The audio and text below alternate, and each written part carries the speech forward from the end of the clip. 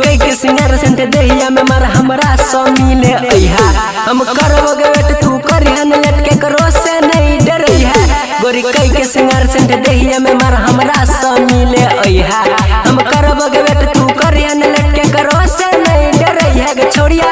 होई जतो जब अनहार देबइला हो जइहा तैयार करबो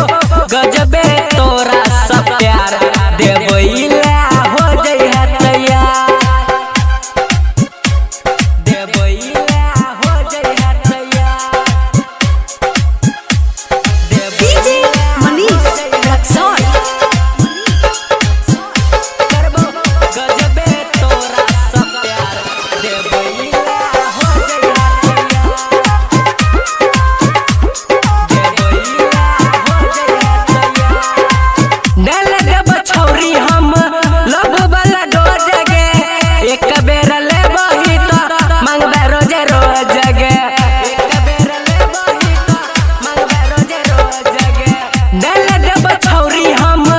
लब वाला डोज गे एक बेर लेबही त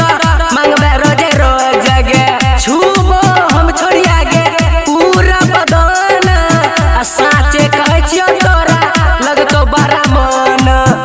खोजे लगबे तू बार बार देबइला हो जइहा तैयार छौरी होई जतो जब अनहार देबइला हो जइहा तैयार करबो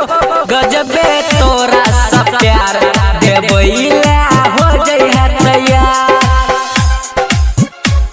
देबइला हो जइहा तैयार डीजे मनीष रक्सौल करबो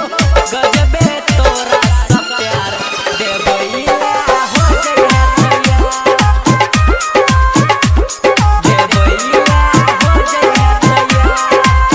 मौका न जाए दही छौरिया के हाथ स मने लगतो तोरा एक मुलाकात स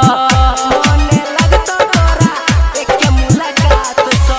मौका न जाए दही छौरिया के हाथ स मने लगतो तोरा एक मुलाकात स सोनी सूरज के छौरी मान ले तू बात चोरी चुप के आया जब बतोरात 8